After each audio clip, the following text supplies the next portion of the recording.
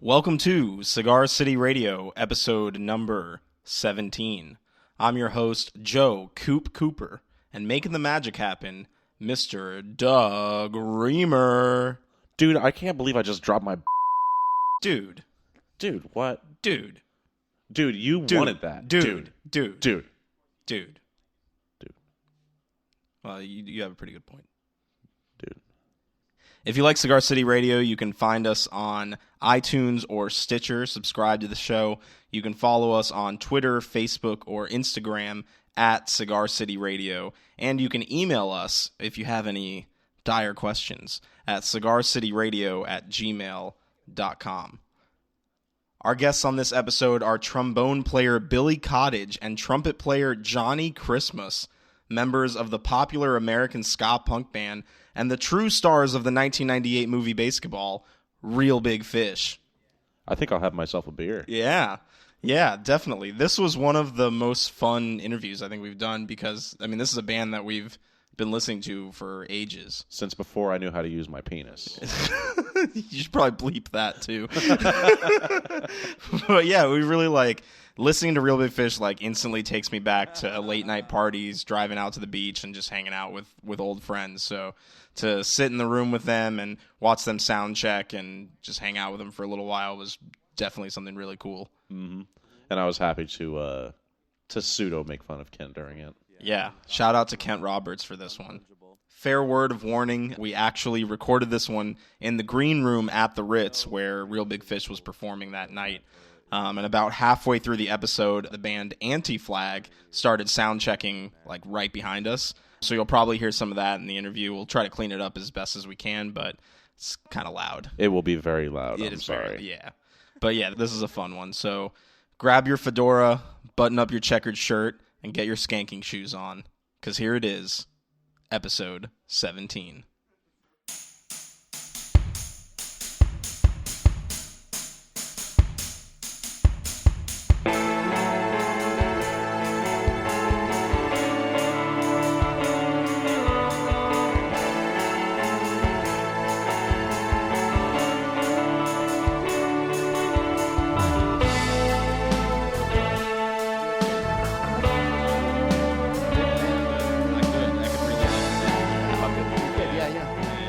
Both hands. Yeah.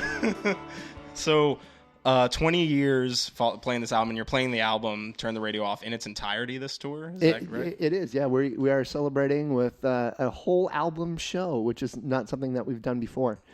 Yeah. Well, actually, we did it once in Boston about 10 years ago, and nobody knew that we did it. Nobody had any idea. You just did it for the hell of it. Yeah, but the crowd didn't get it. That we played in front of a sold-out house, and nobody posted on Facebook or anything that, they played all of them, Turn the Radio Off all the way through. But that is... Do you think maybe no one noticed? Nobody noticed. Yeah, no. And that was our fault for not saying, you have to spoon-feed some of these things. You have to go...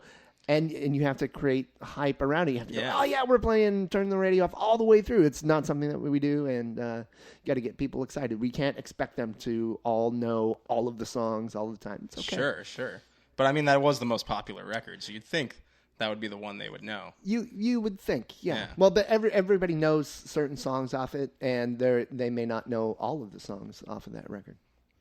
Yeah. Are you getting a lot of older ska fans that are coming out to hear this record again, or is there a resurgence of young children getting into third wave ska? It's kind of both, like it always is. It's we always have a lot of young kids and a lot of old people. Yeah. For lack old of heads. better words. And now you're getting parents bringing their young kids. Yeah. Which is really, really awesome. I have a theory that our band.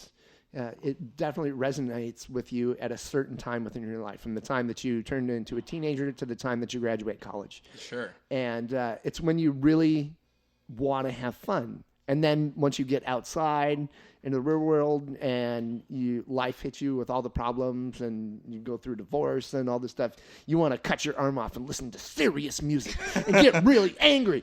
And then eventually go, I just want to have fun at a show. I want to listen to fun music. And then they come right back around. This is my theory.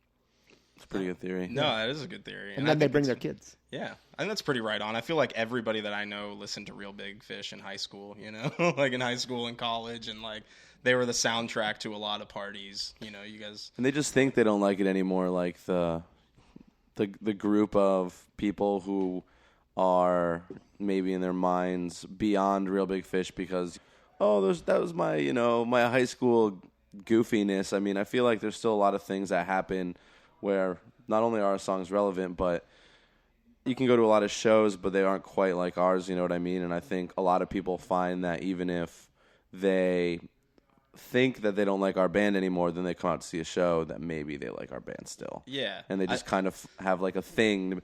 Oh, Real Big Fish, I remember that band when I was like 12. Yeah, It's I like, saw them in yeah. basketball. Yeah, exactly. That movie has done more for our career, I think, than anything Really? else. So many people get turned on to us from that movie because it turned into a cult classic. It's something Yeah. that's on cable television, DirecTV every day, Yeah. just about. And Matt Stone and Trey Parker rule the world. Yeah. Yeah. Like, that's... Well, back then they definitely ruled the world. I mean, think that they was rule the when- world back now more Well, than back sure. then. Like, that shit was before... I mean, with South Park, I don't even think South Park was even out yet. South Park. It was. Yeah, I think that was like It kind of was at the at peak the of South beginning, Park's. yeah. Yeah, but obviously now they got, the musicals and they've made other movies, Team America and all that. So, Mm-hmm. yeah, that's crazy. And South Park is like in its 1,000th season. Right, and getting better And somehow getting better. every year. I don't That- get it. There's definitely no shortage of things to make fun of. Yeah. Somewhere halfway between when they started having like original script and then just going to like parody of the real world, I think that's Yeah. what really gave them a forever career with that cartoon Yeah, because because there's always something to yeah, make fun exactly. of. The scripts can get old and shitty, but you make fun of real life, people love that. Yeah, and there's plenty to make fun of these days. And I think that's what's cool about seeing a band like Real Big Fish still out on the road and playing music that's fun and, for the most part positive, I would say. Although I guess you had some angry albums in the past. Yeah, but they are tinged with irony Right, and right. humor. So There's definitely some negativity too, but Sure. it's essential. You can't run away from the negativity. You gotta embrace it. yeah, That's true. I think that's the great thing about our band is that it's you may have negative things that happen in your life, but through Real Big Fish, you can laugh at yourself and what's going on. I think when you take yourself sincerely but not seriously, you live a better life. I think most of the problems in the world are caused by people that take themselves seriously. There's some implied fear in the term serious. Yeah. I'm serious. And Real Big Fish is not a band that I would say takes themselves too seriously. We are very sincere, and we are all dedicated to our craft. We love being musicians and entertainers, and we take that really sincerely. A lot of times you see a band and you got drums and you got bass and guitar, but to have the horn section and everything all kind of intertwined together. And we're talking to the horn section here. So. Billy and I like having jobs. The important part of the horn section. Yeah, exactly. But people see that in the live show. I guess just having a horn instrument allows you a little more freedom of movement. You're not plugged in necessarily to Oh, sure. And, it's not something that everybody sees, even though that, horns are ubiquitous throughout the world. Some people have never seen a trombone or seen a trumpet, which is bizarre to me. Yeah. And a lot of people don't know which is which. Like Like you can watch me play a show and then be like, "Oh my god, you're the best trumpet player I ever met." It's like, man, Oh, insult Billy. Oh. it's not even an insult. It's just like common. I mean, maybe it's just for me because I'm a musician and I know what a trumpet is. But I mean, Now, did you pick up these instruments playing in band Yeah. in high school? Okay. It wasn't. You didn't decide suddenly, I'm just going to pick it up for the ska. oh no, I didn't start playing ska music until I was in college. I wasn't a fan of ska growing up. I never went to any concerts. First time I ever met or saw Real Big Fish was when I was in a band opening for them. Wow. Which I didn't even know was a band until I got in it a month beforehand. That's wild. But I think that kind of had it was good for me to not be a ska fan coming into Real Big Fish because I was able to be like kind of like everybody else with their relationship with Aaron. Like I was able to be like a normal person. He wasn't this, messiah of, punk rock and ska music that a lot of people view. Even like my friends will come backstage, oh, this is Aaron. I'll be like, and all of a sudden it'll just be like Ghostface and like start shaking or something. And I never really viewed him that way, and I think that helped me in the long run with my longevity of being able to just be here. Sure. Yeah. Because the band's gone through quite a number of lineup changes over the years. Is that just the rigors of being on the road and constantly touring? This life is not cut out for everybody. And when you start a band when you're 16 years old, eventually a lot of the people find out, oh yeah, I don't want to do this. I don't want to be gone from my family. I don't enjoy being out on the road. And everybody that's in the band now, I think, loves to be here and loves the band. And we're all here for the greater good of the band. Yeah. But this life can drive some people crazy, and it definitely has in Real Big Fish. We've had guys that had to send home. Nope, you got to go. You can't be out here anymore. You're self-destructing. It's a bummer, but you need to go home and get healthy. Because out here you can do whatever you want. Yeah, within reason, right? Yeah. It's you not can pretty much do whatever you want. It's not like we make millions of dollars, so we have mountains of cocaine in the back room. We are not Motley Crue, right? As much as we would love to be, that would be. I don't think I would want to be. Yeah. Well, it doesn't seem like that's the kind of vibe you're going for. No. I don't want to have the mountains of cocaine. I just want to have the bigger bank account. Right. So I want the millions of dollars. All right. So I can not worry about having to pay my mortgage in December and going, where's the money come from? But that's the rough part of this life now, especially now, is because back in the day, it's like, you would get some money from the record sales and everything. But now it's like you really have to stay on the road to make a living. And something that boosted all those band sales, any classic rock band up until when MP3s came out, is the change of format. So when everybody had LPs, and then 8-tracks. Oh, I need to buy my whole collection. I have to buy all my Stones records again in 8-track. And then cassette tape came out. Oh, I need to have a cassette tape in my car of my Stones record that I can hear again. And they all get individual. That's why all those bands are all a hoax. They're not even that popular. Right. Everyone just had to buy. Hard Day's Night on 5 different things before you can download it. That's the only reason they got all those record sales. But now nobody's buying it. Now they're just streaming everything. Yeah, no one's buying anything. The world has changed. Vinyl. The vinyl is the only thing people are buying now. Yeah. Like, actively buying. You can make a lot of money selling vinyl on the road, for sure. Yeah, do you see a lot of people picking up vinyl at the shows? Mm-hmm. Yeah, we can't keep. We just got, finally, because we have, most people with a major label in a time in their life and not the right wording in their contract. We don't own a lot of Real Big Fish music, and which sucks. We don't turn the radio off. Yeah, exactly. But we finally got someone paid somebody, and we finally just got turn the radio off vinyls to sell here, which is great. Yeah, because it's Aaron's music. We would like to continue to do this. Yeah, for sure. Yeah. And one thing I've noticed too on the streaming side for Real Big Fish specifically is that since you have a lot of like Christmas covers and songs like that, it's like every now and then, like around Christmas time, you'll see the numbers go up for like the Scala-Day album and stuff. It's a good album. Yeah, no, it is. It is. And I mean, I think that works when you have seasonal music like that. It's like, I don't know how many people were buying a Real Big Fish Christmas album a few years ago, but now they'll listen to it a bunch. Yeah, that's the one, or one of the benefits of streaming music, of things like Pandora and Spotify, is that you get exposed to different music now that you normally wouldn't get exposed to. That the only way that I was getting exposed to new music was by like Billy recommending something. Go, oh yeah, I have this. Oh yeah, you should check this out. Yeah. Like I just got my first Darkness record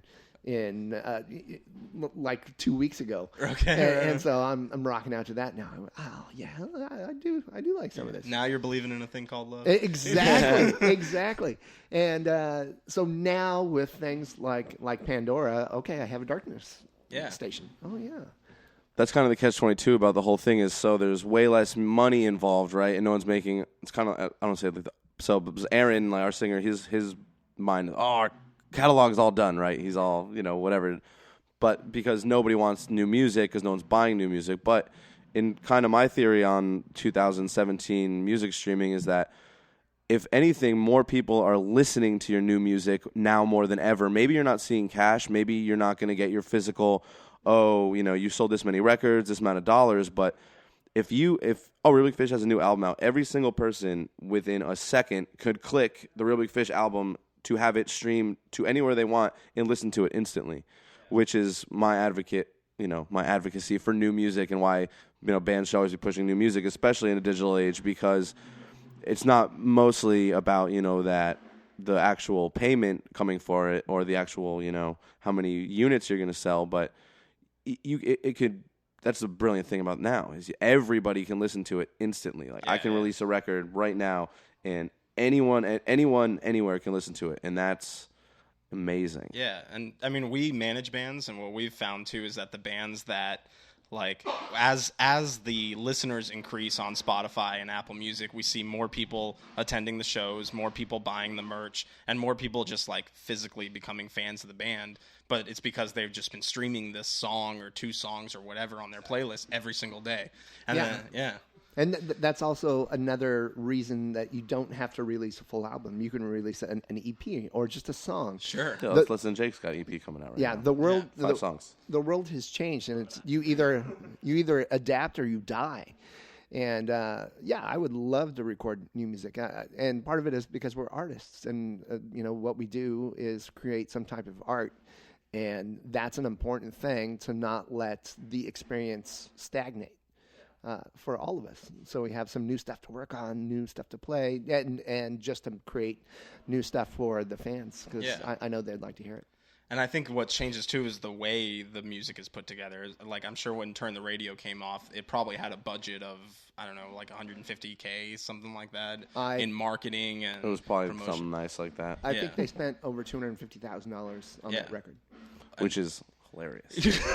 See, it's a different world. It is. But now, I mean, you can't, if you spend $250,000 on a record, unless you're Beyonce, you're not going to make that money back, Yeah, So- definitely. To spend that much money on a record, Beyonce better be on it. Yeah. She better come to your house. It blows my mind when I listen to that record. Yeah. I'm a Real Big Fish bash. It blows my mind when I listen to that record and someone tells me it costs $250,000 to make that record. It blows my mind. Yeah, Absolutely on the floor, like, okay.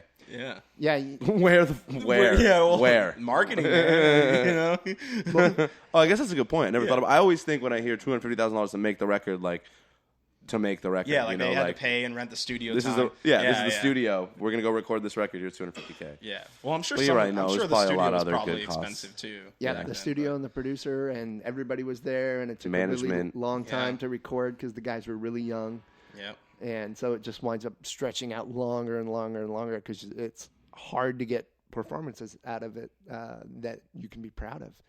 And fortunately now, the way that we are, we're all good at our craft.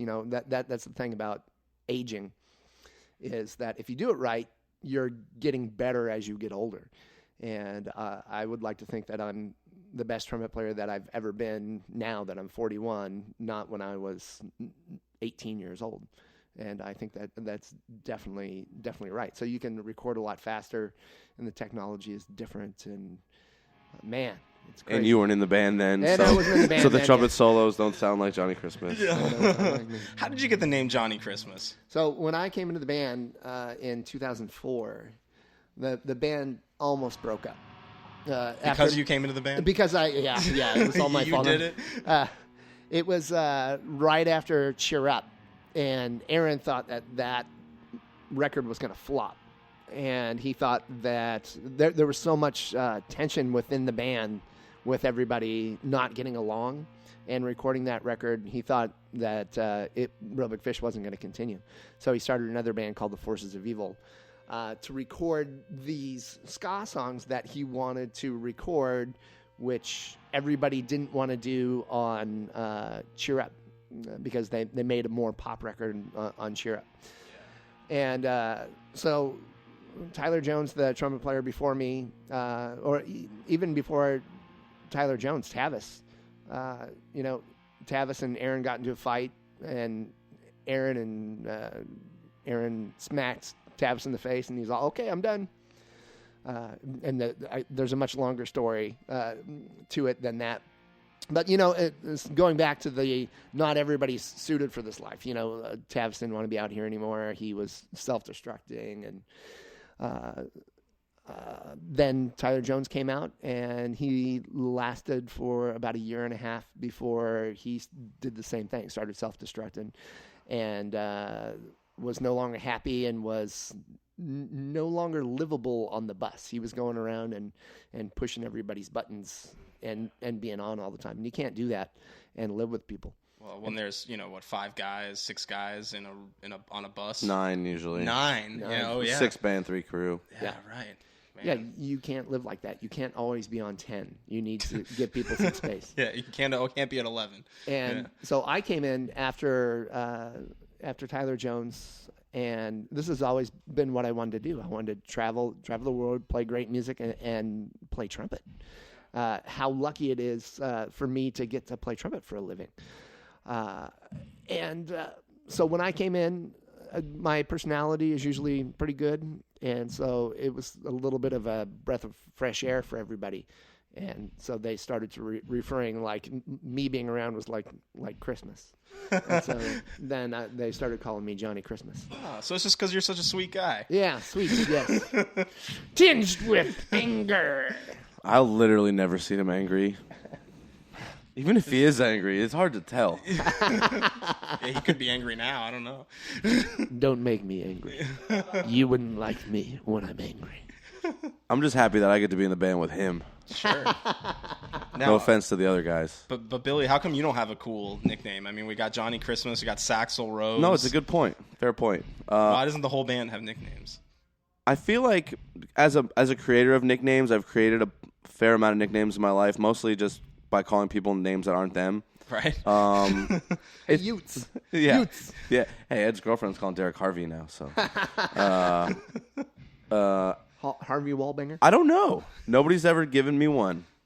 You don't make your own nickname. No, that's true. That's true. definitely a faux pas. Yeah. And, like, typically, because my last name's Cottage, if anyone's trying to say something about my name, they're always trying to make a joke about, like, cheese or a house. Yeah. And that's not going to stick because that's just, like, too vanilla. It's too lazy. And it's not funny. And it's not funny at all. Right. It's with a K. Yeah, there's nothing funny about cottage cheese. No. Oh, cottage. Cottage cheese. Like, yeah, I guess so. It's with a K, though. But either way, But, yeah, I don't know. No one's given me one. I feel like I've definitely had to. I've definitely earned, like, I've definitely done enough dumb shit to get a nickname. Well, I'm sure there's going to be some Real Big Fish fans listening to this. So, I don't know, tweet us your potential Billy Cottage nicknames. Yeah. There you go. We'll see. Maybe next door. I'm in. It'll be the Billy Cottage Yeah, nickname. I'm welcoming. Yeah, you're open to it. Yeah, I'll definitely, like, rep it, Yeah. So we actually had a listener question to where they wanted me to ask you about the name Third Wave Ska and and how you feel about being labeled that and what exactly does it mean, and is there such a thing as Fourth Wave Ska? Is that real, or is it over? Well, you want me to start? So there? it's a long question. Okay, do you want to go first? Yeah. Where do you want me to start? Wherever you want. Well, we are fortunate to have a career no matter what, and I'm lucky to be part of any wave, any movement that helps the band prolong. And so making it in the music industry and having a career as a band, it's like getting struck by lightning. You can be the best band in the world and have the best songs, and you can go nowhere. It's not based on talent. It's not based on it's not based on looks. It's not based on songs, even though that's having those things is going to most likely improve your likelihood of success. But there are plenty of bands out there that made it big with terrible songs. Absolutely, yes. Exactly. See, so talent, it doesn't matter. So ska started out in Jamaica. It was Jamaican music. In Jamaica, they were getting songs, they were getting radio stations from the United States and taking those songs and then infusing them with these island rhythms. And, like Bob Marley and the Wailers, they were a ska band. They invented reggae, but they started out as a ska band. And Lee Scratch Perry would always say, ska music is for beer drinking and dancing, which I think is really accurate. It fits. It fits. It definitely fits. And so then after the 50s and the 60s, and ska went over to England, and Billy can take over. Well, you should keep go. You should keep. Well, I feel like you're giving a history of ska right now. Yeah. Whereas I was gonna. So for me, so like that, and then maybe so in England where you have like your two-tone and bands like that, I guess is considered second wave, right? And then third wave, ska punk, Real Big Fish, No doubt, things like that, Sublime. Yeah, Less Than Jake, the Boston. For me, I like now that we're out of the '90s being popular ska. Because I had a hard time when I first started listening to ska because I like to play reggae and traditional ska and Jamaican ska, right? And to me, that was always considered first wave ska. So I was like, oh, I made this band, and this is my first wave ska band. But then I have somebody be like, no. How are you in the first wave ska? How are you making first wave ska band? It's 2010. I'm like, well, no, we play that music. So for me, it's always been about the genre you play. But people say I'm wrong about it, So because everyone can't be part of the wave, if I'm playing classic Jamaican ska in the year 2017, does that make me fourth wave ska just because I'm playing ska still in 2017, or does that make me playing first wave ska in 2017? So I've always gone back and I don't even know, to be honest with you. This is getting deep. It's just how it's always, because it's like the Slackers and Real Big Fish. Compare those two bands, right? Two of their biggest records come out in this 1997, 1998, that time frame. And the bands couldn't be more different. And those records couldn't be more different. And I don't think it's, and then the Slackers, do you consider the Slackers a third wave ska band? I don't. I don't think they consider themselves a third wave ska band, but I think you could, because if you release your big record on, Hellcat in 1997, 1998, how the hell does that not make you a third wave ska band? But I think third wave ska's got that overwhelmingly ska punk vibe to it. It's got to have that distorted guitar, And but maybe it the doesn't. loud drums that we're hearing right now. Exactly. And stuff like that. So that's a tough question, because that's a problem with ska, and I think that's a problem with why the genre was only popular for so long, is because people tried to classify it so much. You know what I mean? Like, it's the reason why certain bands won't play with us. Because I don't want to play with Real Big Fish. I don't want to play with that third wave, man. But in reality, they're not part of the first wave, like if they're playing more classic music. So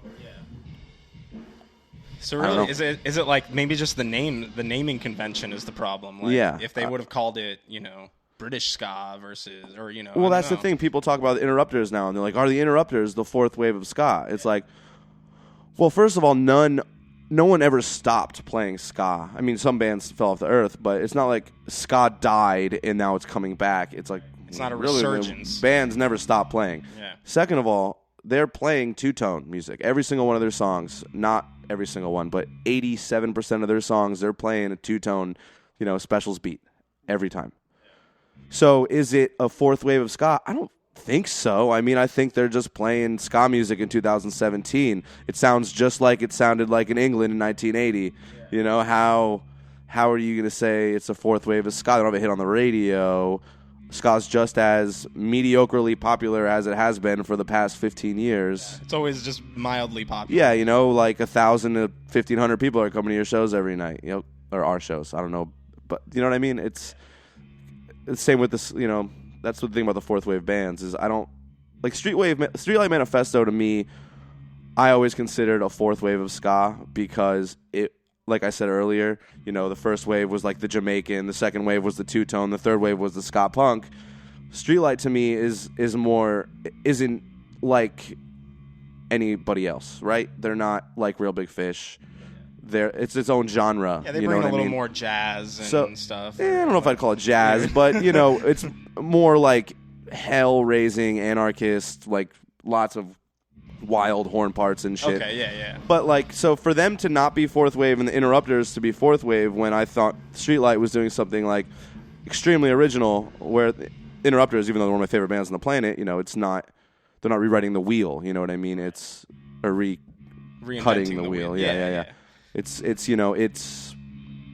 classic music. They're playing classic music. Yeah. So that's how I feel about fourth wave. I always considered Streetlight more of fourth wave than just that bands are playing, because there's been bands playing ska forever. Yeah. So it's all just ska. Is the basically It is all just ska, but it would take another band having a radio hit that would always create this designation, even though how big Streetlight was and still is. They never had a radio hit, so you never turn into magic in people's eyes. There's something that changes when you're on the radio, and then you turn into magic. Then you turn into larger than life.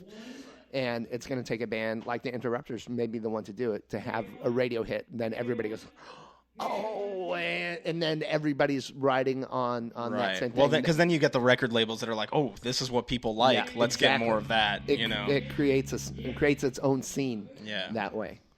Well, so we're pretty much ready to wrap up, but oh, you got a piece of say? By all means. No. No, get up. I got to talk. Oh, he's got to talk. Uh-oh. So He's got questions. One of my best friends from high school has been a real big Fish fan as long as I've known him. He's always like gone on and on about it. So I told him I'd try to get you guys to say "fuck Kent Roberts," and it actually hurt his feelings because we're very abrasive to each other. And he said, "Whatever. Their music sucks anyways. Sucks all 5 times I've driven more than 4 hours to see them." He's kidding. I was like, seems like he's got a problem. He's just still driving 4 hours. Yeah. Anything you guys have to say to someone that drives that much to see you guys every time you're like anywhere remotely near him? Oh, we love you. Yeah, keep doing it. Thank you for letting us into your life. That's the biggest compliment you can have from a fan, is that you've helped them in some way with their life. We play this beer fest in Arizona, in Chandler, Arizona. And the backstage was up against this car park, parking structure. Car park. And I'm putting my horn away. Yeah, Johnny from UK. Yeah, Johnny from UK. Johnny from UK. Oh, that was terrible. And so I put my horn away, and there's these fans over there, and this girl is a woman. She's a woman. She's probably in her 30s, shaking. I go, "Are you okay? You okay?" She's all, "I'm so happy to meet you. I was in the Army, and I was stationed in Afghanistan, and your music helped me get through that period of my life." So I went, whoom, and ran around the parking structure and found her and gave her this huge hug. How lucky are we that we have an influence on people's lives like that? You know, we've had people come up just go, "This record or this song saved my life." I have no more need of confirmation that what I do with my life is the right thing than someone come up and tell me that, or this lovely woman that was in the Army come up and tell me that. Thank you.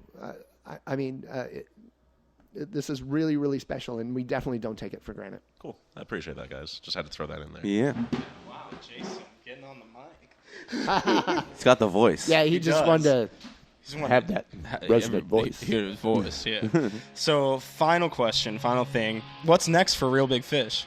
Very gently that we should. We have to record soon. I mean, I've been saying that since for a couple of years now, but I don't know. Because Candy Coated Fury came out in 2012? Yeah, Something like that. 2012. Yeah. Relevance, even, I don't know. You need to give people an excuse to book you. Yeah. Music festivals, all these things, and I don't know. Nostalgia isn't enough. I don't even want to talk about it because I'm just going to say bad things. So I just love, I don't know, I think Real Big Fish right now is the best that the band has ever been musically. For sure. I think the musicians in the band right now are beyond what the band has ever been. I think everybody likes each other more than everybody's liked each other. And literally all that put together equals a really good album. And even the Christmas song, like that's more of a more recent album with people. And Candy Coated Fury, I think the most 2 recent releases, in my opinion, are by far the best sounding Real Big Fish releases. Better sounding than any major label, 6-figure budget, anything made. And I just think with as much as we play, we might as well have more music we could own and sell. Yeah. That sounds really good.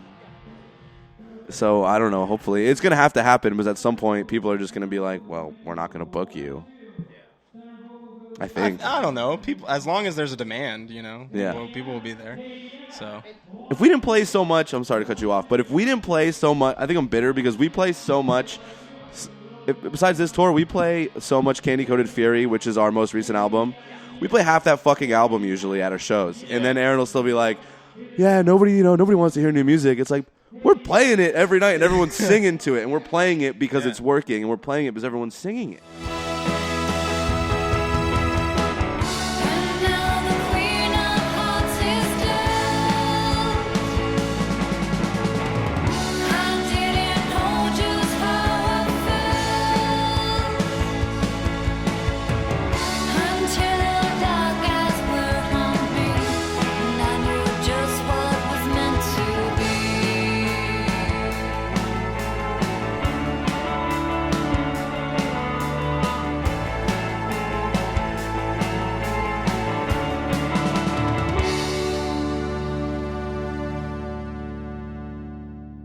Get down on it. Get down on it.